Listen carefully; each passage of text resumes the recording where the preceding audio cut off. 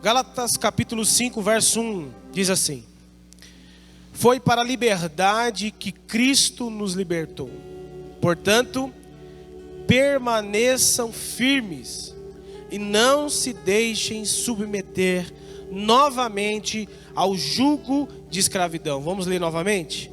Foi para a liberdade que Cristo nos libertou. Portanto, permaneçam firmes e não se deixe submeter novamente a um jugo de escravidão. Senhor, estamos diante da sua palavra que é poderosa, palavra que transforma vidas, palavras que restaura vidas. Senhor, nós cremos no poder da sua palavra, Senhor. Cremos naquele que semeia a semente e aquele que faz germinar a semente, Senhor, que é o teu Espírito, Pai. Que essa semente, da palavra de hoje, que será lançada aos corações que aqui estão, floresça na vida de cada um de nós, Senhor. E dê frutos, Pai, para a sua glória. Faça com que cada um de nós aqui, Senhor, possamos não apenas ser ouvintes da sua palavra, mas principalmente praticantes da sua palavra. Colocarmos em prática, Senhor, para que possamos construir a nossa vida, construir a nossa fé, Senhor, num fundamento correto, Senhor, que é Cristo Jesus. Muito obrigado, Pai. Obrigado pela presença dos irmãos. Obrigado, Senhor, por cada família aqui representada. Oramos também, Senhor, pelos irmãos que não puderam vir, mas que nos avisaram. Pedimos ao Senhor Deus que venha cuidar de cada lar, de cada casa, de cada família. Que o Senhor Deus os guarde nessa tarde também, e nós aqui, em nome de Jesus. Amém, irmãos? Irmãos, nós agora finalizamos uma série, a pastora ministrou semana passada sobre disciplinas espirituais, e nós vamos entrar numa minissérie falando sobre a Páscoa. Já que nós vamos celebrar a Páscoa no mês que vem, nós temos aí umas 4 semanas, e nas 4 semanas nós vamos abordar assuntos voltados para a Páscoa. Então nós vamos fazer ali tipo uma quaresma cristã, amém? Então nós vamos ali fazer uma preparação para a celebração da Páscoa.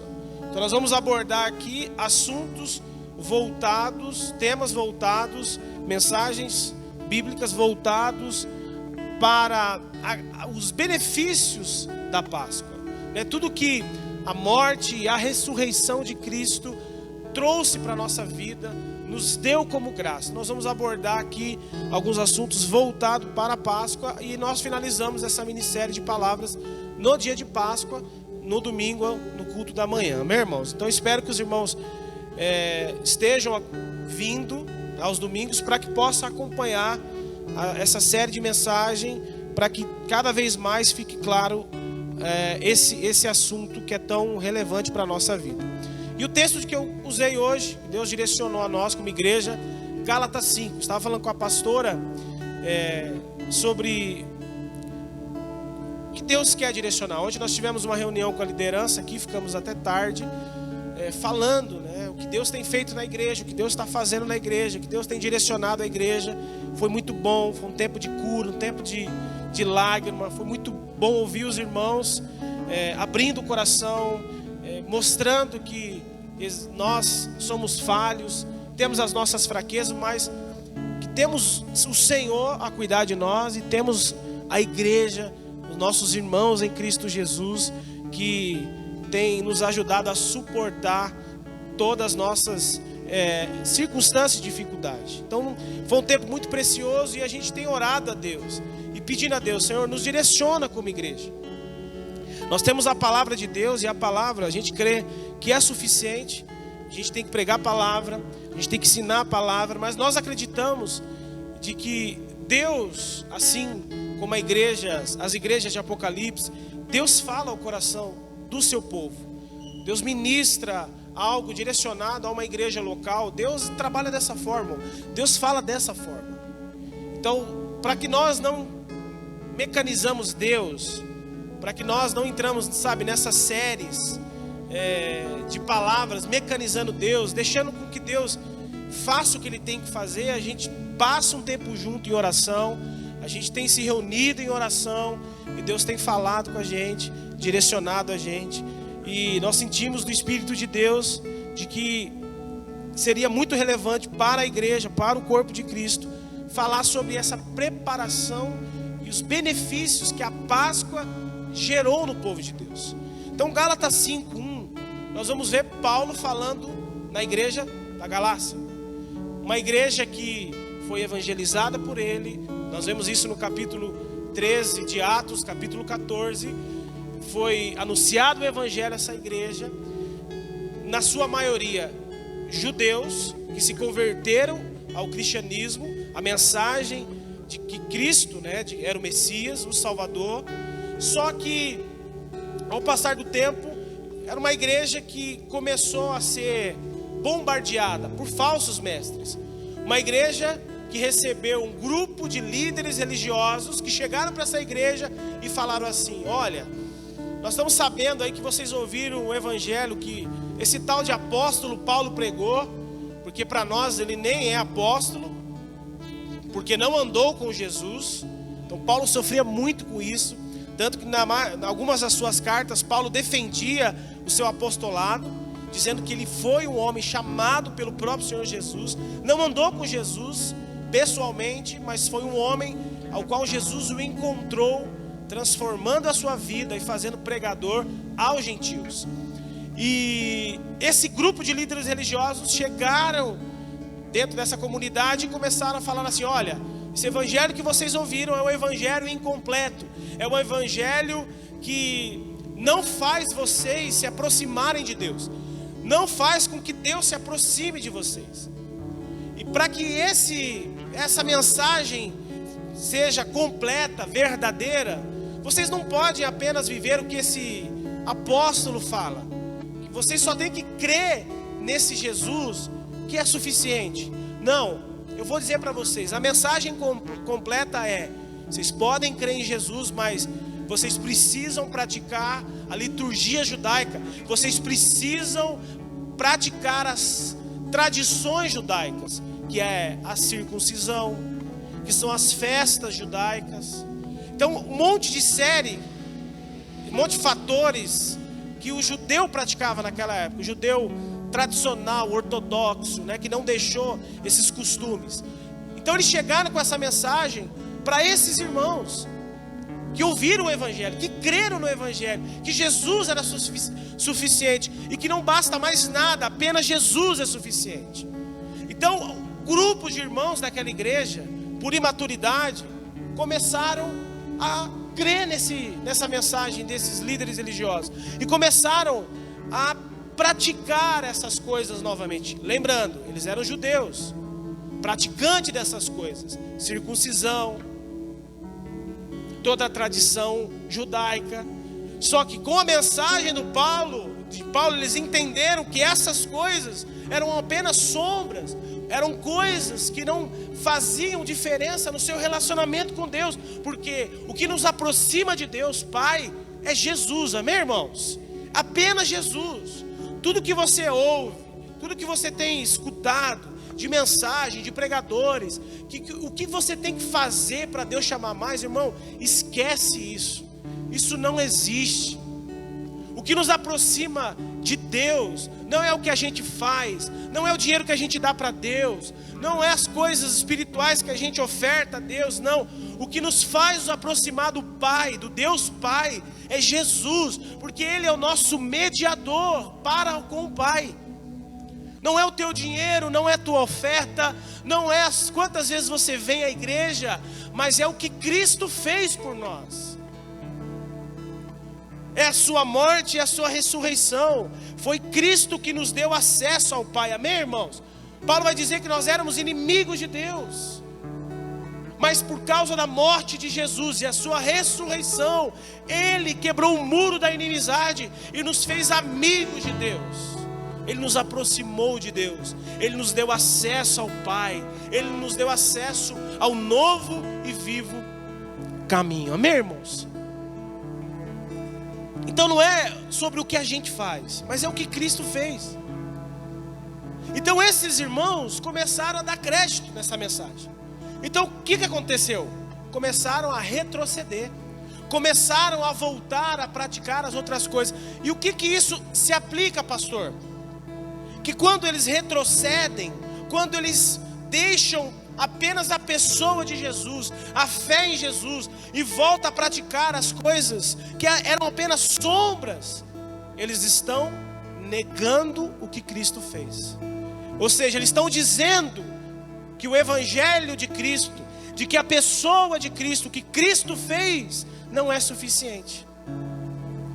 Então, para que Deus me ame mais, Cristo não é suficiente. Eu preciso fazer as coisas para Deus. Eu preciso fazer isso, eu preciso praticar isso. Não, Jesus é suficiente. Então eles retrocederam. E o que Paulo está falando para esses irmãos aqui? Dizendo, irmãos, Cristo libertou vocês. Ele diz, permaneçam firmes. E não se deixe submeter novamente ao que, igreja? A um jugo de escravidão. Então Paulo escreve essa carta, irmão, com o propósito de combater o que eles estavam ouvindo. Dizer para aqueles irmãos, irmãos, o que eu ensinei a vocês, o que vocês ouviram é suficiente, irmãos. Não precisa vocês voltarem a fazer essas coisas. Cristo libertou vocês dessas coisas. Cristo tirou vocês dessas coisas que não geram vida em vocês. Pelo contrário, não geram nada. O único que gera vida em vocês é a pessoa de Jesus. Então, irmãos, permaneçam firmes em Cristo. E não permita, não se deixe se submeter novamente ao que, igreja? Ao jugo de escravidão. Esse era o ensino do apóstolo Paulo. Era a carta que Paulo escreve àqueles irmãos era para dizer a eles, olha, voltem a olhar para Jesus, voltem a depender apenas de Jesus. Jesus basta, irmãos. Não dê ouvidos para esses que estão falando mal de mim, que estão dizendo que o Evangelho de Cristo não é suficiente. Não, Cristo é suficiente. Mas muitos irmãos não deram ouvidos e infelizmente retrocederam, voltaram a se tornar o quê? Escravos. Voltaram a ser novamente escravo da religiosidade, da aceitação de Deus. Eu tenho que fazer algo para Deus, irmão. Eu sempre falo isso aqui. Eu vim de uma igreja onde a gente não tinha tempo para família, não tinha tempo para passear, feriado era evento, era igreja, tudo igreja. E nós achávamos que tudo que a gente fazia para Deus, Deus nos amava mais, nos abençoava mais. E não é assim, irmão. E muitas vezes a gente vive essa vida religiosa. Hoje não, irmão. Hoje acho que tem marido, não sei. A esposa vem uma vez a semana para o culto e o marido diz, você não sai da igreja. Irmão, você não sabe o que é sair da igreja. Você não sabe o que é estar na igreja a semana inteira. Mas infelizmente tem maridos que não têm entendimento, sabedoria, os olhos estão vendados e Deus vai abrir. E mulher também às vezes a mesma coisa. Pais também, meu filho não sai da igreja uma vez na semana. Anos atrás, eu não sei qual é a realidade de vocês, nós vivíamos dessa forma, andávamos dessa forma, sacrificávamos muitas vezes o nosso tempo com a nossa filha, que era mais velha, Beatriz. Dormíamos tarde, chegávamos tarde em casa, perdíamos o nosso tempo muitas vezes com a nossa filha, ou nossa filha estava com a gente. E amém, foi bênção. A gente aprendeu muita coisa. Mas, querido, essas coisas não nos faz ser mais amado por Deus. Deus nos ama. Independentemente do que a gente faça para Ele, independentemente de quanto tempo a gente está dentro de uma igreja, Deus nos ama. Então nós precisamos viver a nossa vida sem peso. Nós precisamos viver a nossa vida cristã sem fardo, irmão. Foi tão bom quando a gente descobriu de que Deus não está interessado no meu sacrifício. Deus não está interessado no que eu faço para Ele, mas o que eu estou me tornando nele. Então isso é mais importante para Deus. Deus não está interessado no teu dinheiro, na tua oferta. Tudo que nós fazemos dentro de uma liturgia de culto revela o teu coração, revela quem você é. Então a oferta não vai para Deus, vai para a necessidade da igreja, vai para os gastos da igreja. Mas a oferta revela o teu coração, revela se de fato você nasceu de novo, revela se de fato você foi transformado. Então o seu desejo por estar numa reunião, o seu anseio por congregar, querido, não vai mudar diante de Deus, mas revela o teu coração. Revela se de fato você ama congregar, ama estar com os irmãos. Revela o nosso interior. Porque muitas vezes você pode estar aqui, mas o teu coração não está aqui. Talvez você veio aqui por vir. Talvez você está aqui por estar. Não existe o anseio e o desejo, eu tenho que ir para a igreja. Não, querido, você não tem que ir para a igreja. Quando você pensa de que eu tenho que ir para a igreja, mostra que o teu coração precisa ser transformado. Nós estamos à igreja para cultuar o nosso Deus, estamos aqui para ministrar uns aos outros, estamos aqui para edificar o corpo de Cristo, amém, irmão? Eu sempre falo isso aqui, quando você não vem para a igreja, você perde a oportunidade de Deus usar você a edificar o teu irmão. Quando você não vem a uma reunião, quando você não congrega, você deixa que Deus use a sua vida a ministrar a vida de alguém, naquilo que você carrega na parte de Deus, amém, irmãos? Então não venha com peso, venha leve para a reunião, deixa Deus usar você. Venha para a reunião dizendo assim: Senhor, eu vou te cultuar, mas eu quero que o Senhor me use para ministrar a vida do meu irmão. Suportando uns aos outros, ministrando, orando um pelos outros, para que vós sejais curados. É poderoso. Chorar com os que choram, se alegrar com os que se alegram. Então viver uma vida de comunidade é maravilhoso, amém, irmãos? Não é peso. Deus nos dá essa graça. Não sei nem porque entrei nesse assunto, mas vamos lá. Então aqui nós vemos uma igreja que retrocedeu. Uma igreja que deveria estar vivendo, olhando para Jesus. Mas a sua maioria voltou a ser o que eram: escravos. Foram libertos por Cristo, libertos da religião, mas por causa do falso ensino, por causa da religiosidade, retrocederam. E Paulo entra e diz assim: irmãos, não permita se submeter novamente ao jugo de escravidão. E se você ler a carta aos Gálatas, você vai ver que Paulo chama os Gálatas de insensatos, dizendo para eles: vocês estão loucos. Irmãos, vocês estão malucos. Por que vocês estão retornando à liturgia judaica, que geravam em vocês frieza, comodismo? Por que vocês estão retrocedendo essa falsa religião que não muda a vida de vocês? Paulo está dizendo: irmãos, não façam isso, não anulem o sacrifício de Cristo. E o que Paulo, irmão, queria que eles entendessem? É que eles foram libertos, libertos verdadeiramente por meio do sacrifício de Cristo. Ou seja, por meio de Cristo, nós recebemos uma nova vida. Paulo está dizendo para eles: irmãos, vocês foram libertos, vocês estão livres, vocês não são mais escravos, vocês receberam uma nova vida. É uma nova vida que vocês receberam mediante a Cristo.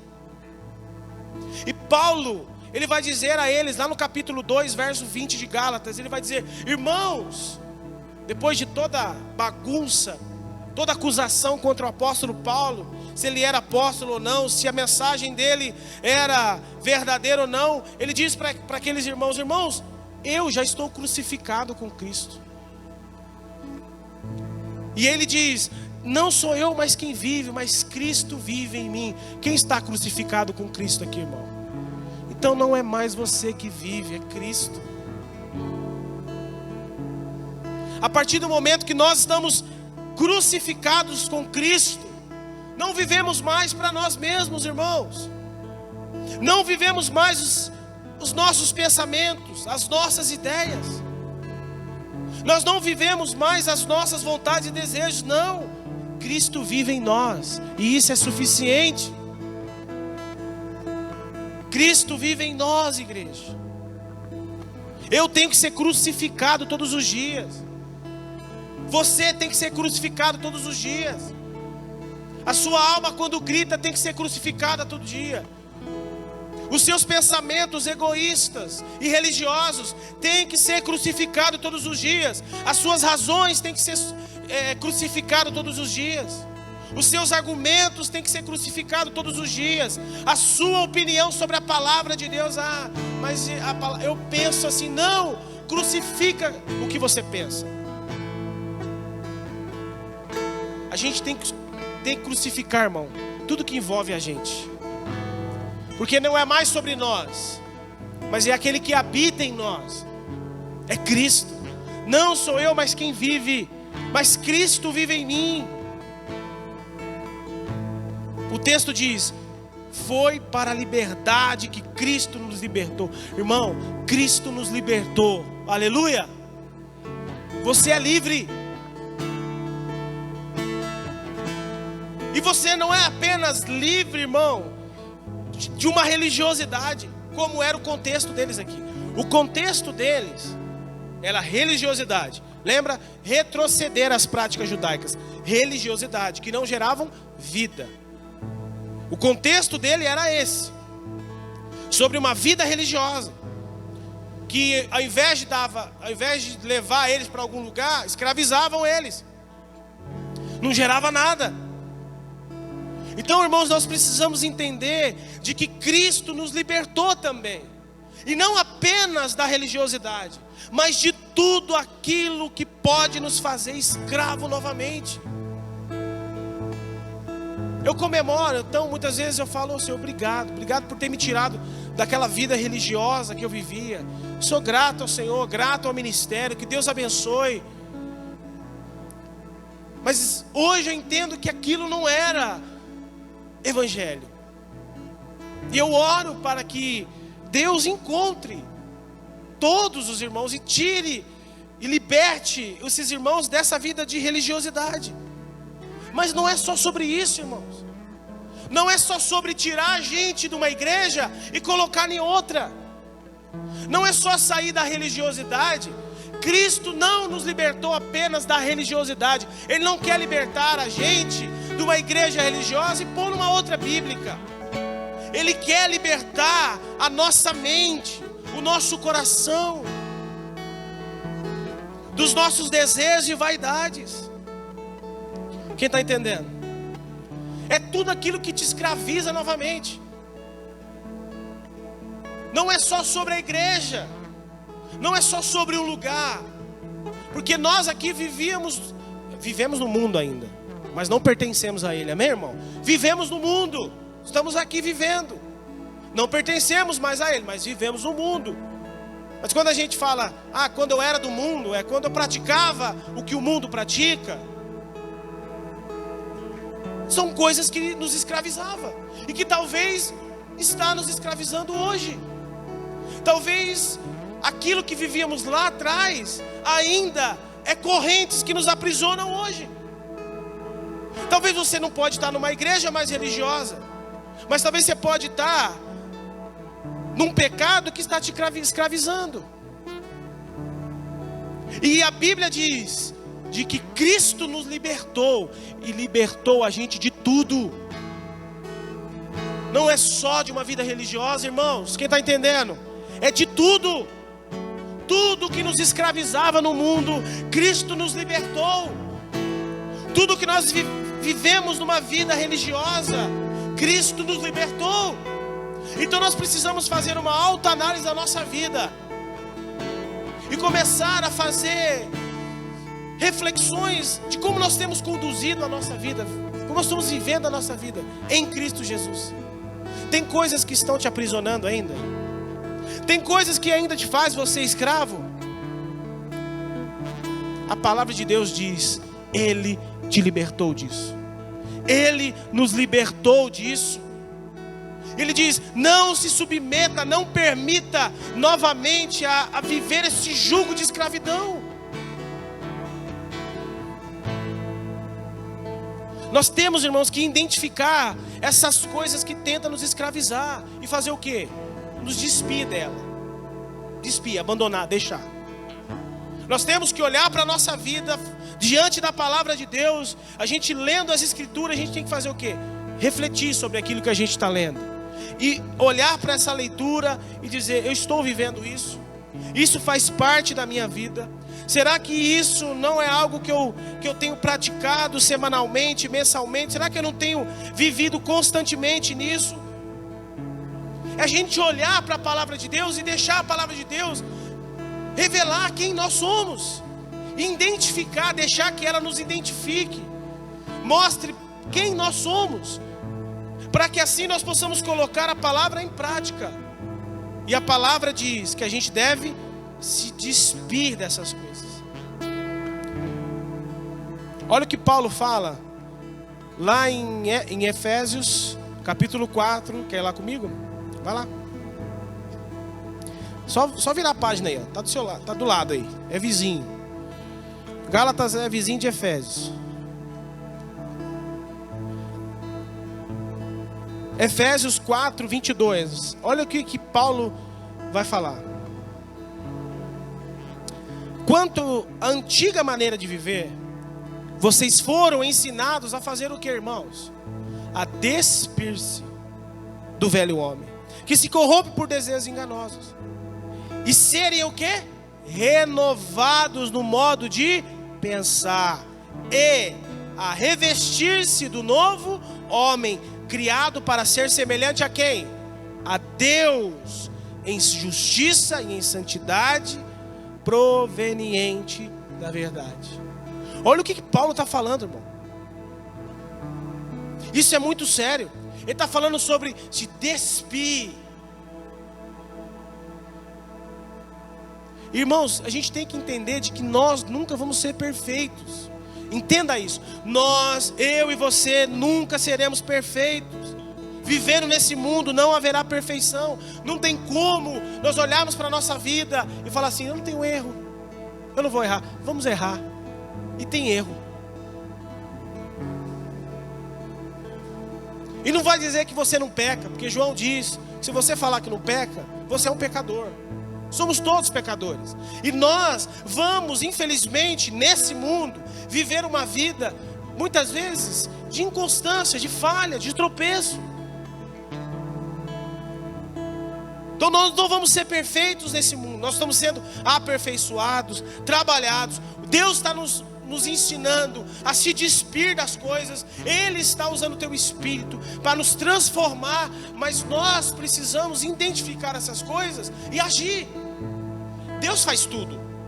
É Deus quem produz o querer, o desejo. É Deus que transforma. Deus faz todo o processo de transformação na nossa vida. Se depender de nós, esquece. Mas Ele nos ensina, por meio da sua palavra, a nos relacionar com Ele, por meio de atitudes, de comportamentos. Então Ele nos ensina, por meio da sua palavra, a agir. Não é que a gente vai resolver o problema. Não é que a gente vai estancar o problema. Não, Deus está nos ensinando a agir, a entender como Deus pensa, a olhar para Deus de uma forma que devemos olhar, uma forma de um Deus justo, honesto, verdadeiro, um Deus que se relaciona. Então aqui o apóstolo Paulo está nos mostrando o quê? Dizendo àquela igreja: olha, irmãos, qual que é o procedimento de vocês como igreja? Paulo está dizendo isso. O procedimento de vocês é, quanto à antiga maneira de viver, ou seja, como vocês viviam lá atrás. Ele continua o texto: vocês foram ensinados, ou seja, vocês estão sabendo. Nós falamos para vocês que vocês devem fazer o que, igreja? Se despir do velho homem. A palavra se despir é deixar, abandonar, tirar. Ah não, está na mão de Deus. Sim, está na mão de Deus, irmão. Mas a palavra está nos ensinando de que a gente precisa agir em muitas coisas que nos escraviza. Eu não vou deixar na mão de Deus. Não, age. Ora, pede direção para Deus. E tem coisas que a gente tem que agir, crente. Tem coisas que a gente precisa se despir, arrancar. Jesus nos diz, se o teu olho te faz pecar, o que ele fala? Deixa lá? Ele fala o que, irmãos? Arranque. Se sua mão te faz pecar, deixa lá que eu vou resolver o problema. Ele fala isso? Arranque. Claro que é uma metáfora, irmão. É uma ilustração de como nós devemos ser radical, da maneira de como nós devemos viver. Então a Bíblia nos ensina a agir, a entender como Deus pensa, a ver Deus da forma correta, a nos relacionar com Deus que quer se relacionar com sua criação. Então ele está dizendo aqui, olha, se vocês forem ensinados, vocês têm que se despir do velho homem. Vocês têm que se despir da velha natureza. É isso que ele está falando. Em 2 Coríntios capítulo 5, 17, Paulo vai dizer assim: se alguém está em Cristo, é uma nova o quê? É uma nova criatura. As coisas antigas já passaram e tudo se fez novo. Então Paulo está dizendo assim, olha, se aquele que está em Cristo, quem está em Cristo aqui? Quem está em Cristo? Quem aceitou Jesus? Quem foi salvo pela graça? Quem está em Cristo? Você está em Cristo? Então eu tenho uma novidade para você. Você é nova criatura. Você é nova criatura. E aí o texto continua: as coisas antigas se passaram, as coisas antigas foram embora. O que você viveu lá atrás, tchau, tudo se fez novo. Então se tudo é novo, eu vou viver a partir do novo, eu não vou viver a partir do antigo. Jesus, acho que eu tô me vendo aquela menina. Misericórdia, Senhor Jesus. Tudo se fez novo, irmão. Há uma novidade de vida para nós. Há um tempo novo para a nossa vida em Deus. Há uma nova vida em Cristo Jesus em nós. Você está em Cristo. Você é uma nova criatura. Nós somos nova criatura e tudo se fez novo. Ou seja, irmãos, eu e você não pode aceitar as coisas velhas nos escravizando. Coisas que vivíamos lá atrás. Irmãos, quem em sã consciência, que está em Cristo Jesus, pode aceitar viver as coisas velhas? Não, não pode. Tudo se fez novo. Não permita, irmão, o velho na sua vida. Não permita. Jesus, ele vai dizer aos mestres e líderes religiosos, dizendo assim, olha, que não queriam aceitar a mensagem de Jesus, eram resistentes.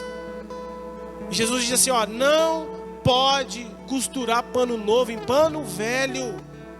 Não se pode pôr vinho em odre velho, que estoura, couro não aguenta, com a fermentação, vai estragar o vinho novo. E se você... Quem aqui é costureira? Cadê a Iraci? Iraci tá aí? Tá não, né? Ah, tá ali. Oi, Ira. Vem. Não se pode, né, Ira? Costurar pano novo em roupa velha. Que vai fazer o quê? Vai se perder. É perca de tempo.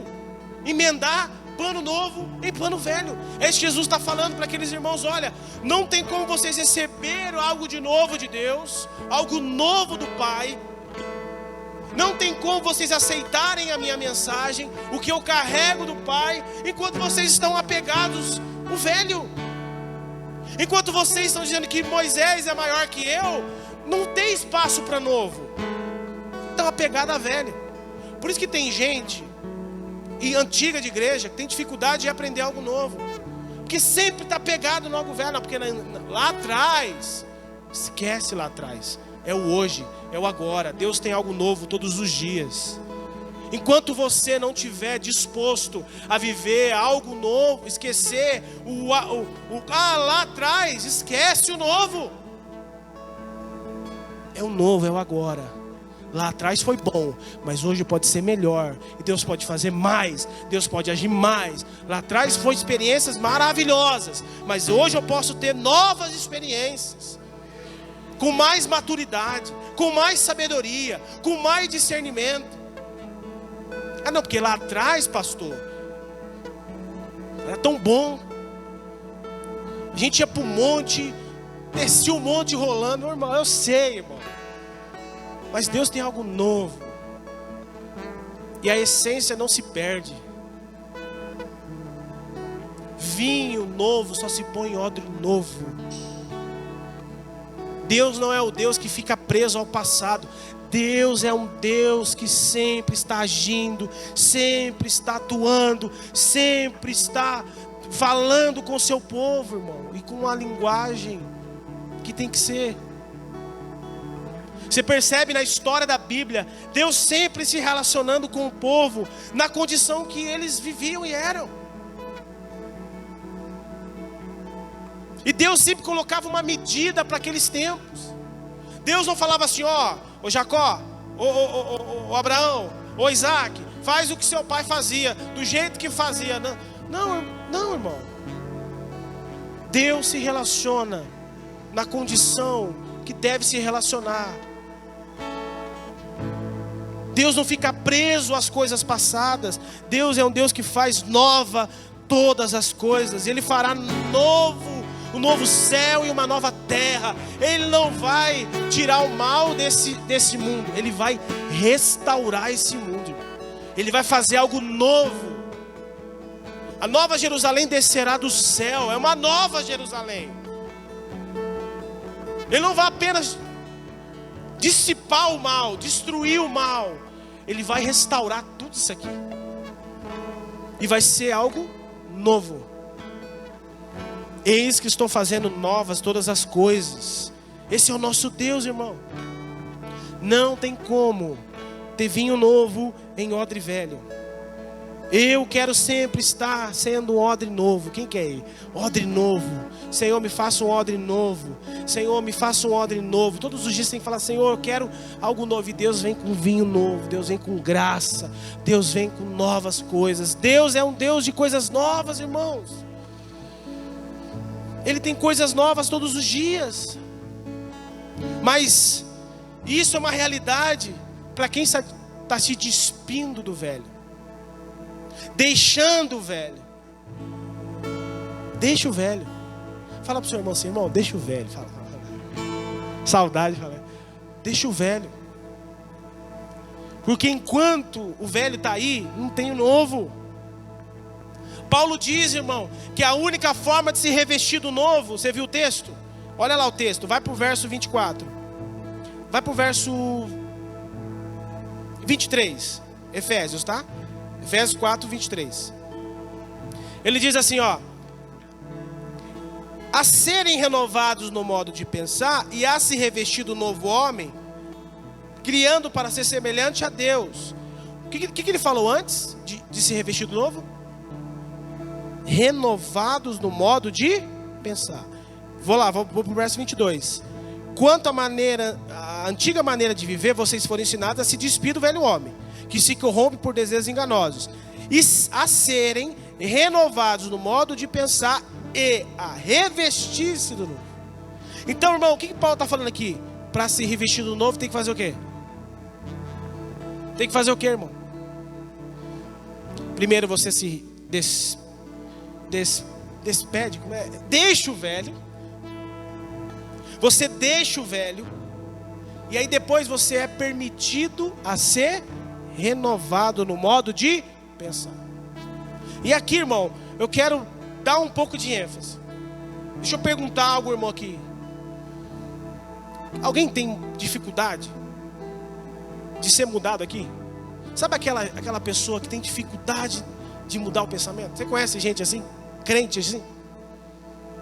Não, viveu a vida inteira daquele jeito, pensa igual e não vai mudar. Você pode falar a Bíblia toda, não, mas eu penso assim. Conhece gente assim? Gente teimosa? Ainda bem que aqui não tem, graças a Deus. Graças a Deus. Gente que não quer mudar o pensamento.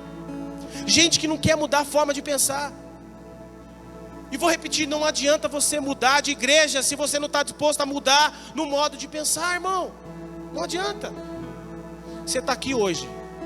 O que você está ouvindo? O que você tem sido alimentado? Qual tem sido a palavra?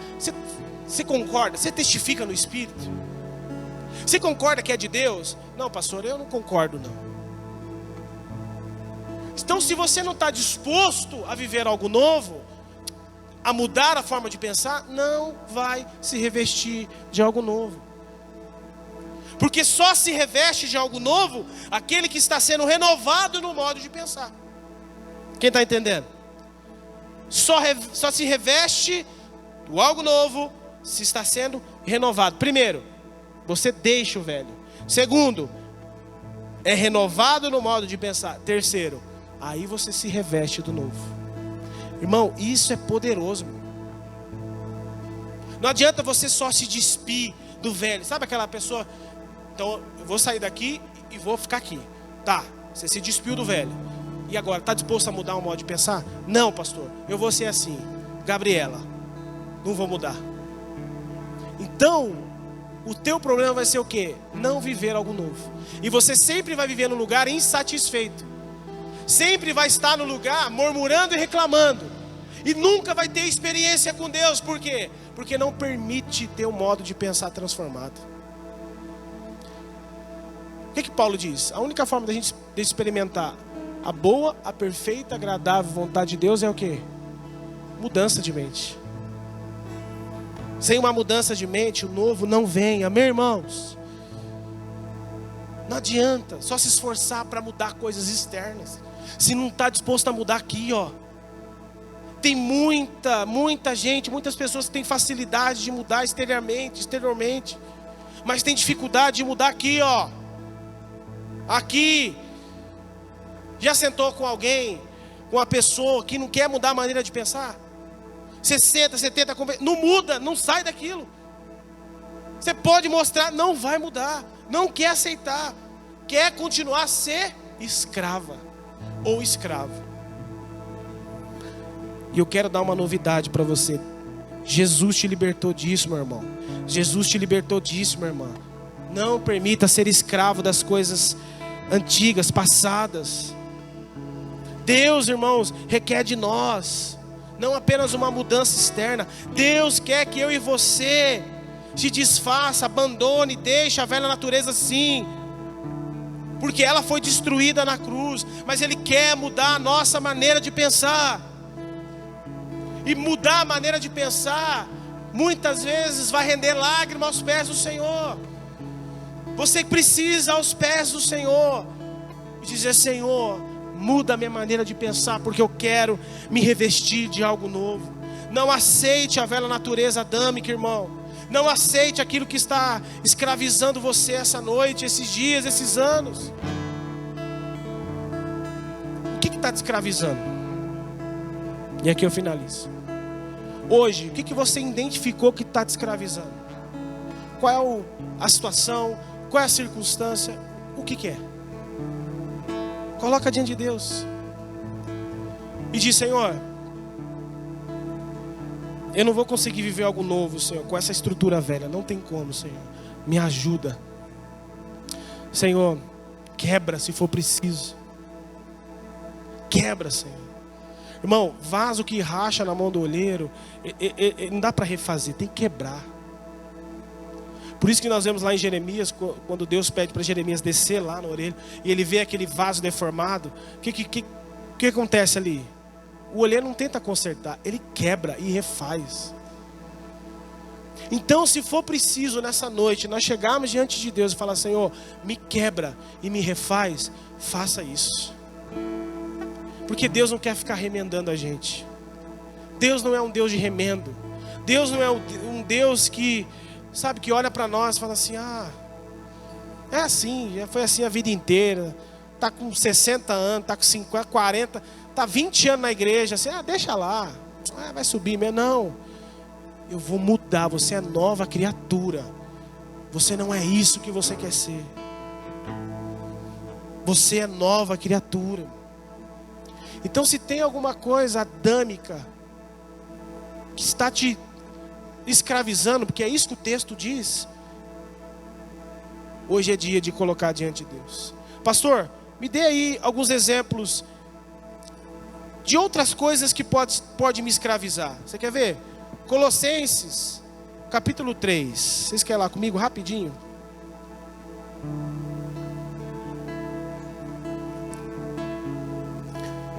O louvor pode subir, tá? Colossenses capítulo 3, vamos para o verso 1. Vamos lá rapidinho. O título é Instruções para viver santo. Portanto, já que vocês ressuscitaram com Cristo, quem ressuscitou com Cristo aí? Todo mundo, amém, irmão? Se morremos com Cristo ressuscitaremos, amém? Procure as coisas que são da onde? Da terra? Do alto,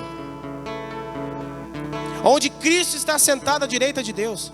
Mantenha os pensamentos nas coisas da terra, isso, irmão? Não, nas coisas do alto, e não nas coisas terrenas, pois vocês morreram e agora a sua vida está escondida em Cristo, em Deus.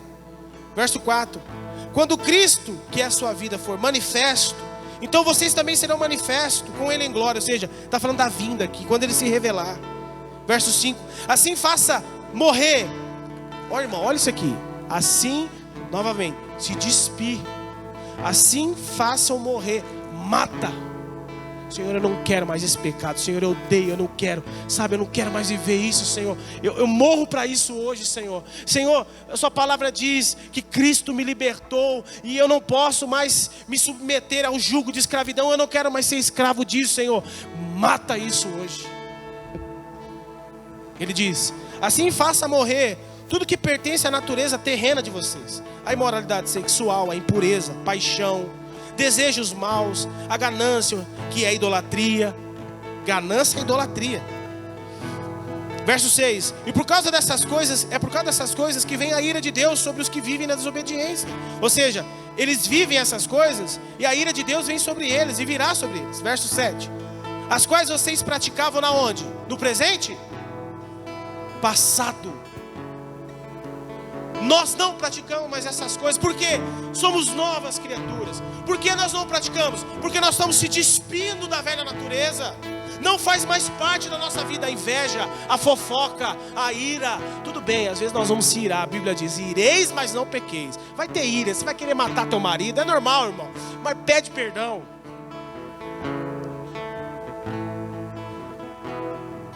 E ele continua aqui: a quais vocês praticavam no passado, não no presente, quando costumavam viver nelas. Mas agora abandone. Sabe o que ele está falando para nós? Vocês têm que abandonar. É pegar aquilo e falar: Senhor, tá aqui, ó, tchau, vira as costas e embora. Abandona. Agora não, tem gente que pega aquilo que escraviza e vai cultivando. Não cultiva, irmão. Abandona, dizendo: Senhor, abandonei hoje, me ajuda, e vira as costas e vai. E deixa o Espírito de Deus te dar graça para vencer isso. Continua o texto: mas abandone todas essas coisas. Que coisas? A ira, indignação, maldade, maledicência, a linguagem indecente no falar. Ah, mas é só um palavrão. Não, é pecado. Não, mas eu sempre falei. É pecado. Te escraviza. Vamos lá. Não mintam uns aos outros, visto que vocês já se despiram do velho homem. Ou seja, a mentira não deve ser uma prática. Aí verso 10: e se revestirem do quê? Do novo, ao qual está sendo renovado. E deixa eu lembrar vocês, ao conhecimento, vocês estão se tornando a imagem. Ele está dizendo aqui, ó, a imagem do seu Criador. Deus quer nos tornar a imagem do seu Filho. Nós não vamos vamos viver uma vida liberta por si só. olhando para nós, não, é olhando para Jesus. É como diz o apóstolo Paulo: sejais meus imitadores, assim como eu sou de Cristo. É olhando para Cristo, irmão. Não é olhando para o pastor, não é olhando para aquele irmão que você vê no YouTube, que pensa que maravilhoso. Não, é olhando para Jesus e tendo Jesus como referência da nossa vida. Porque eu vou errar, a pastora vai errar, os líderes vão errar, e tudo bem, a gente é um ser humano, é um corpo, a gente sabe que tem que se perdoar, e vamos se perdoar, e vamos viver em família, e glória a Deus e aleluia, porque nós estamos nos tornando a imagem do nosso Criador, Jesus Cristo. Vai chegar esse dia, irmão, e vai ser uma bênção. Então o que Paulo está nos ensinando aqui? Colossenses 3:8 ele diz: abandone. Ou seja, se despida dessas coisas. Que coisas são? Tudo isso aqui, ó: ira, indignação, maldade, maledicência, linguagem, tudo isso aqui que a gente leu. E o que a gente tem que fazer? Eu tiro isso e eu dou espaço para coisas novas. Verso 12 ele diz: portanto, como povo escolhido de Deus, santo e amado. Vai lá para o verso 12, vai lá. Portanto, como povo escolhido de Deus, santo e amado, revistam-se da profunda compaixão, bondade, humildade, mansidão e paciência, suportando uns aos outros, e perdoem as queixas que tiverem um contra os outros. Perdoe como o Senhor perdoou vocês. Acima de tudo, porém, revista-se do amor, que é o elo perfeito. Que a paz de Cristo seja o juiz em seu coração, visto que vocês foram chamados para viver em guerra, em paz. Então, irmãos, acredito que é suficiente para nós essa noite entender que a gente tem que se despir do velho, se renovar e deixar que Deus entregue algo novo. Que Deus nos dê graça, irmão, para viver a nossa jornada assim. A sempre nos despir do velho. Se você não consegue se despir do velho, procure ajuda. Procure ajuda do irmão, procure ajuda da irmã, procure ajuda do seu pastor. Pastor, tem coisas velhas que eu não consigo abandonar. Procure ajuda. Confessar os seus pecados, para que sejais curados. Aquele que não confessa o seu pecado não prosperará, mas aquele que confessa o seu pecado encontrará misericórdia. Confessar, irmão, ajudando um ao outro. Ah, mas eu confesso para Deus. A gente conversou isso ontem, né? Para nós ali na mesa foi confissão. E Deus foi curando a gente, irmão. Por isso que eu creio que se nós vivemos dessa forma, uma vida de confissão, sabe, de eu poder chegar na irmã Maura, na irmã Zô, e falar assim: olha, me ajuda em oração nisso. Estou tendo tanta dificuldade. Eu acredito que elas vão estar em oração. Eu acredito que elas vão ligar para mim dizendo: e aí, pastor, como é que está aquela situação? É disso que a gente precisa como igreja. Não é só vir na igreja, vou cultuar a Deus e vou embora, e você continua nos mesmos problemas. Baixa um pouquinho.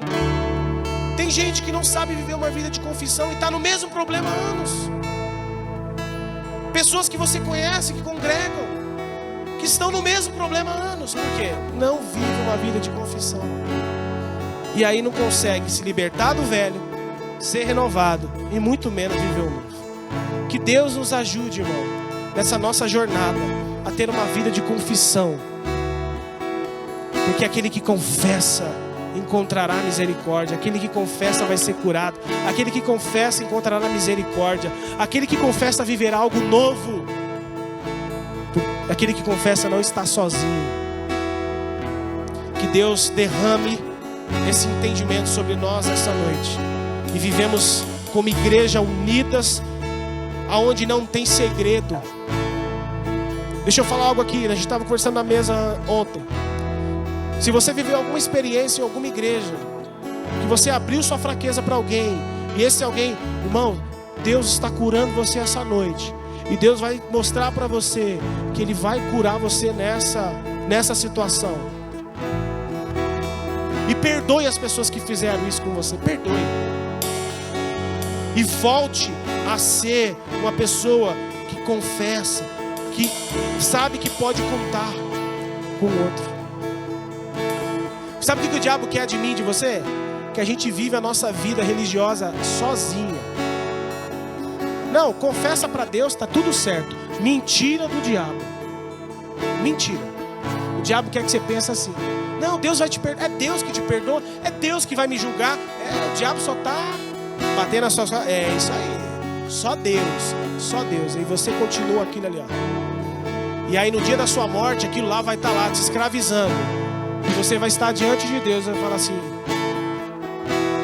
o que a palavra diz? Confesse os seus pecados uns aos outros, para que sejais curados. Eu já te perdoei. Deus já nos perdoou, irmão. Ele já nos perdoou. Agora, por que Deus pede para a gente confessar um para o outro? Porque o outro é a extensão de Deus na minha vida. É o outro onde vai chegar em mim e vai falar assim: aí, meu irmão, como é que tá? Tá orando, tá jejuando, tá lendo a Bíblia. E aí, como é que tá aquela situação que você contou? Aí você vai falar o quê? Não, foi difícil. Então vamos lá, vamos orar por você aqui. É isso que é a igreja. Isso é ser igreja. E Deus vai fazer isso em nosso meio. Amém, irmãos? Amém? Vamos ficar de pé, vamos orar.